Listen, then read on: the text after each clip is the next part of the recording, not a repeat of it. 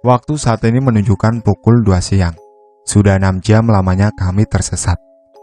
Beruntung seluruh perlengkapan kami masih utuh. Persediaan perbekalan juga kami perkirakan masih cukup untuk 3 hari. Semoga tidak terjadi hal yang lebih buruk, bahkan mencelakakan kami. Sekitar 30 menit kami berjalan. Kami tiba di suatu tempat di mana terdapat hutan di salah satu sisinya. Sepertinya ini salah satu dari ujung sabana ini. Tetapi tempat ini berbeda dengan dinding tebing yang kutemui sebelumnya. Oh iya, sepanjang perjalanan tadi, kami tetap memasang tanda seperti sebelumnya. Aku mendekati salah satu sisi yang terdapat banyak pepohonan. Burung jalak yang tadi kuikuti sudah tidak terlihat lagi. Entah pergi kemana. Aku rasa tempat ini memang cocok untuk mendirikan tenda. Banyak pepohonan yang lumayan tinggi yang bisa berfungsi menahan angin maupun petir. Karena petir akan menyambar benda yang lebih tinggi. Tapi baru kuamati sebentar, tiba-tiba perasaanku berubah tidak enak. Bulu kuduku tiba-tiba meremang. Di salah satu sisi tempat ini, kulihat ada semacam lubang besar gelap yang sedikit tertutup dedaunan dari pohon di sekitarku. Aku tak dapat memastikannya karena pandanganku masih terhalang kabut. Aku berniat mendekat untuk memastikan. Tapi belum sempat kakiku bergerak, tiba-tiba burung jalak yang tadi kuikuti kembali datang. Aku tak begitu memperdulikannya. Aku coba melangkah mendekat, tapi burung jalak itu lagi-lagi datang dan hinggap di tanah tepat di depanku, seolah menghalangiku. Aku coba mengusirnya. Burung itu terbang menjauh, lalu berhenti dan menatapku. Tak lama burung itu kembali lagi dan hinggap di depanku, seperti sebelumnya. Aku kembali hendak mengusir burung itu, namun tiba-tiba berembus angin dingin menerpa wajahku, dan seketika darahku berdesir. Aku seperti merasakan sebuah kengerian, atau tepatnya teror. Aku melihat ke arah tempat yang hendak kutuju tadi. Perlahan kabut tersibak. Sedikit lebih jelas kulihat bahwa tempat ini adalah sebuah goa. Terdapat banyak sekali sesajen diletakkan di depan pintu goa tersebut. Sedikit kelegaan, artinya ada manusia yang pernah ke sini. Tapi kelegaan itu seketika sirna ketika aku lihat seperti ada sorot mata yang menatap tajam ke arahku dari dalam goa. Aku terpaku seperti tersihir. Kontrol atas panca inderaku seolah sirna.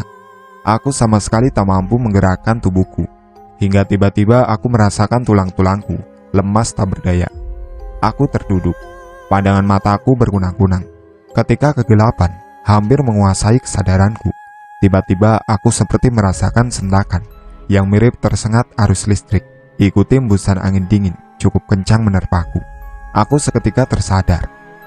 Ketika pandangan mataku sudah kembali jelas sepenuhnya, aku melihat kepulan asap di depan pintu goa itu. Asap itu bergerak-gerak di sekitar sesajen yang berada di situ. Tak lama kemudian tiba-tiba Kevin berteriak di belakangku. Mas, itu, lari mas, ayo lari cepat, ucap Kevin panik sembari menarikku menjauh, lebih tepatnya berlari. Kami pun berlari tak tentu arah. Kevin berada di depanku.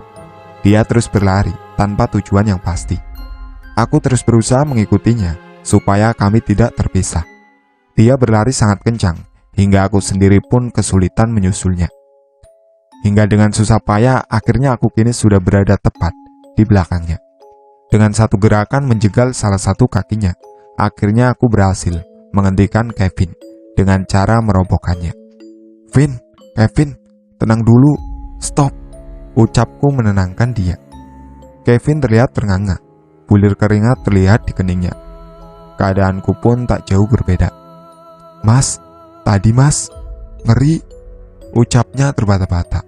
Tenang dulu, tenang, minum dulu, baru bicara, ucapku. Aku lihat tadi banyak banget mas. Mereka gak suka sama kita. Mereka mau nyerang, makanya aku lari, ucapnya setelah meneguk air dari botol. Apa Vin? Kamu lihat apa? Sambungku. Ada makhluk gede banget, mirip yang aku lihat waktu tadi kamu ninggal aku nyari jalur mas. Dia bawa senjata semacam bendungan atau gada gitu. Gak ngerti deh mas. Terus di belakangnya, banyak banget makhluk yang kecil-kecil. Semuanya bawa parang. Mereka melihat kita dengan tatapan gak suka. Lalu yang gede, kayak mau jalan ke arah kita. Makanya aku ngajak lari. Ucap Kevin masih diliputi kengerian. Aku yang tak bisa melihat bentuk penampakan mereka, hanya bisa manggut-manggut, mencoba mencerna penuturan Kevin. Memang tadi kurasakan banyak sekali kehadiran makhluk gaib di sekitar goa. Tapi aku tidak yakin apakah mereka berniat baik atau buruk. Aku hanya ingin memastikan tempat tadi, hingga aku merasa seperti hampir kehilangan kesadaran. Lalu tiba-tiba kembali sadar, dan Kevin menarikku untuk lari. Aku kembali berdoa dan zikir, memohon ampun serta memohon perlindungan dari segala mara bahaya. Tak lama berselang, burung jalak yang tadi kuikuti kembali datang dan hinggap di tanah tepat di depanku. Burung itu lalu berkicau sambil terus menatapku, seolah dia sedang berkomunikasi denganku. Aku hanya tertegun memandangnya, sebab aku memang tak mengerti bahasa burung. Usai berkicau, burung itu lalu terbang menjauh dan berhenti lalu menatapku. Aku kembali merasakan seolah burung itu menyuruhku mengikutinya. Kali ini ku yakinkan diriku untuk terus mengikuti burung itu saja. Semoga dia yang nanti menunjukkan kepada kami jalan keluar dari sini. Kami kembali berjalan menyusuri sabana ini, mengikuti burung jalak. Sekali burung itu berhenti dan berkicau sambil tengok-tengok ke segala arah. Lalu terbang lagi dan kami pun melanjutkan mengikutinya. Beberapa kali kami berhenti ketika burung itu kembali berkicau. Tapi jujur, kurasakan saat ini kami tidak merasakan adanya gangguan secara gaib. Kami terus berjalan. Kulihat jam, kini waktu sudah menunjukkan pukul 3:30, sudah menjelang sore. Semoga sebelum gelap, kami sudah menemukan jalan keluar, atau setidaknya lokasi yang aman untuk bermalam. Tak lama kemudian kami sampai di lokasi yang banyak terdapat pepohonan cantiki. Banyak juga batu-batu berukuran lumayan besar, tersebar di segala tempat. Saat aku mengamati lokasi sekitar kami, tanpa aku sadari ternyata burung jalak yang tadi kuikuti sudah tidak ada. Entah pergi kemana dia. Kami berusaha mencari keberadaan burung itu, karena aku rasakan burung itu memang seperti sedang menuntun kami. Kevin pun setuju dengan pendapatku. Lama kami mencari kesana kemari, tetapi tetap tidak kami temukan. Hingga tiba-tiba ada suara yang memanggil kami dari kejauhan. Mas, mas, woi, teriak seseorang, entah dari mana. Kami celingukan mencari sumber suara tadi, hingga tiba-tiba kami dikagetkan dengan kehadiran seseorang yang berdiri di sebuah batu, tepat di belakang kami. Entah sejak kapan dia di situ. Aku mengamati orang tersebut. Dia memakai pakaian biasa, celana panjang berwarna coklat tua, sepatu, jaket parasut, serta hoodie yang menutup kepalanya. Dia juga menggendong sebuah ransel besar. Aku yakin dia pendaki juga. Syukurlah, alhamdulillah, aku bertemu dengan orang lain di sini. Sampean nyasar mas, ucap orang itu. Ketika aku hendak menjawabnya, tiba-tiba mulutku tercekat saat melihat bagian wajahnya yang sangat pucat. Benar sekali, kulit orang atau pendaki ini sangatlah pucat, seperti tidak ada darah yang mengalir. Aku jadi berpikir bahwa dia bukanlah manusia. Lagi pula, jika dia memang manusia, apa yang dia lakukan sendirian di sini? Tenang saja mas, saya ini manusia juga, seperti sampean. Gak perlu takut, saya juga nyasar di sini. Ucapnya seperti mengetahui isi pikiranku. Iya mas, jenengan sendirian saja, ucapku padanya sedikit ragu. Saya rombongan bersama teman-teman saya, tapi saya nyasar sendirian di sini. Teman-teman saya sudah pergi meninggalkan saya, ucapnya. Wah, kasihan juga orang ini. Tersesat sendirian, tetapi teman-temannya malah pergi meninggalkannya. Tapi tunggu dulu, bagaimana dia tahu kalau teman-temannya meninggalkannya, sedangkan dia tersesat sendirian di sini? Bisa jadi teman-temannya sedang mencarinya saat ini. Iya, saya tahu teman-teman saya meninggalkan saya mas, karena saya sudah menemukan jalannya dan mereka sudah tidak ada di sana. Tapi saya memang kembali lagi ke sini untuk mengambil tas saya yang sengaja saya tinggalkan di sini waktu nyari jalan. Ucapnya lagi. Lagi-lagi aku tertegun. Dia benar-benar seperti bisa membaca pikiranku. Aku jadi ragu dengan orang ini. Apakah aku akan mengikutinya atau tidak? Sudah, gak perlu dipikirkan lagi mas. Ayo ikut saya saja. Nanti saya tunjukkan jalannya menuju ke jalur pendakian. Tidak perlu takut, saya akan menjaga kalian. Ucapnya lagi. Sepertinya memang tidak ada pilihan lain. Lagi pula sejak pagi tadi, aku sudah sangat sering menemui hal janggal dan tidak masuk akal. Badan dan pikiranku sudah terlalu lelah. Lebih baik aku ikuti saja dulu alurnya. Siapa tahu memang inilah jalan keluarnya. Jika memang nantinya ditakdirkan aku tidak selamat, setidaknya aku mati dalam upaya menyelamatkan diri dan temanku, bukan dalam kepasrahan semata. Kami kembali berjalan menyusuri area padang rumput yang juga banyak ditumbuhi cantiki dan beberapa pohon edelweiss. Orang itu berjalan pelan namun pasti, seperti tidak ada keraguan terhadap arah yang dipilihnya. Sepanjang perjalanan, dia sama sekali tak menoleh kepada kami, apalagi mengajak kami bicara. Dia terus saja berjalan dan kami tetap mengikutinya, hingga tiba-tiba dia berhenti.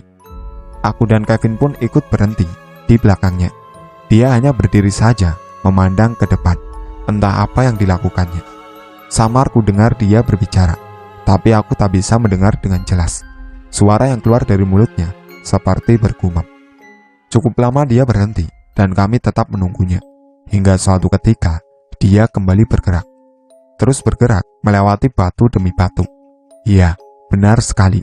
Jalur yang kami lalui kini jalur berbatu dan menanjak, hingga sampailah kami di sebuah dinding tebing yang tidak terlalu tinggi. Mungkin tingginya sekitar 5 meter. Kita sudah sampai di ujung perjalanan. Kalian jalan saja melalui pinggiran tebing ini. Teruslah naik. Nanti kalian akan menemukan jalur pendakian. Ucapnya tanpa menoleh. Kita bareng saja mas, jawabku. Tidak, kalian jalan saja lebih dulu. Ada yang masih harus kulakukan di sini, ucapnya. Tanpa membantah, kami pun menuruti perintahnya. Aku melewati orang itu, dan persis ketika aku di sampingnya, aku mencium aroma wangi Kamboja. Aku sempatkan menoleh padanya. Dia tersenyum padaku, meski tetap dengan wajah pucatnya. Setelah aku melewatinya, oh iya maaf, saat ini Kevin sudah kusuruh mendahuliku. Jadi dia sekarang berada di depanku. Setelah aku melewatinya, lirih seperti kudengar, dia kembali bicara. Aku memang harus tetap di sini. Sangat pelan, namun aku tetap masih bisa mendengarnya. Seketika aku tersentak.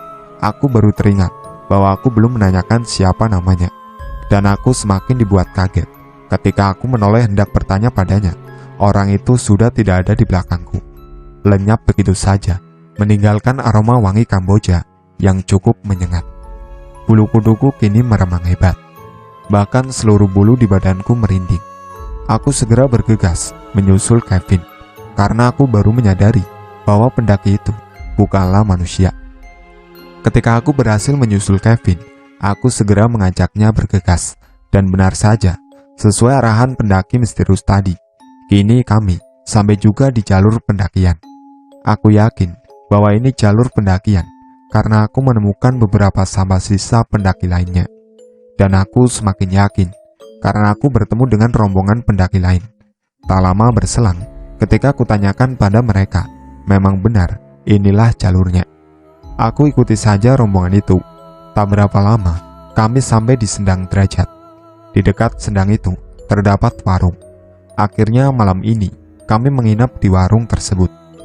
Menurut penuturan pemilik warung, setelah aku menceritakan pengalaman tersesatku, benar, yang menunjukkan jalan padaku adalah salah satu pendaki, atau mungkin hantu pendaki, yang dulu pernah meninggal di sekitar situ. Kadang dia memang menunjukkan jalan bagi pendaki-pendaki yang tersesat. Tapi mengenai makhluk besar dan anak buahnya yang hampir menyerang kami, beliau tidak begitu yakin. Tapi beliau membenarkan bahwa di suatu sisi Gunung Lawu memang terdapat goa yang sering digunakan untuk menyepi dengan tujuan tertentu. Setelah hari berganti, cuaca kini telah membaik. Sudah tidak ada lagi kabut tebal menyelimuti gunung ini.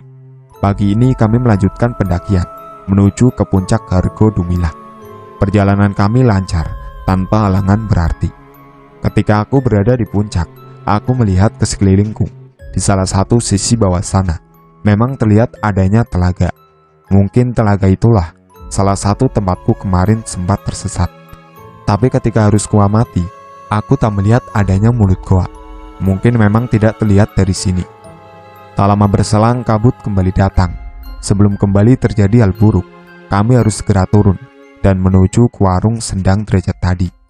Tapi sebelumnya, kami sempatkan berfoto di puncak. Foto terlampir di bawah adalah hasil foto yang di puncak waktu itu. Terlihat jelas di belakangku, kabut cukup tebal dan angin pun kencang. Uniknya, saat kami tersesat kemarin, kami sebetulnya sempat mengambil beberapa foto, tapi tak satu pun yang jadi, hanya gambar polos saja. Waktu itu, kami membawa kamera analog, isi roll film. Sayangnya, foto-foto lainnya hilang entah kemana, termasuk negatifnya. Sesampainya di warung, kami kembali beristirahat. Kami tak mau buru-buru turun mengingat kejadian kemarin masih membekas di dalam pikiran kami. Kami takut kembali terjadi sesuatu. Jadi lebih baik kami mendukung pendaki lain yang hendak turun dan minta bergabung. Keputusan yang bijaksana. Benar saja, tak lama kemudian ada rombongan pendaki yang singgah di warung ini. Mereka hendak turun ke base camp.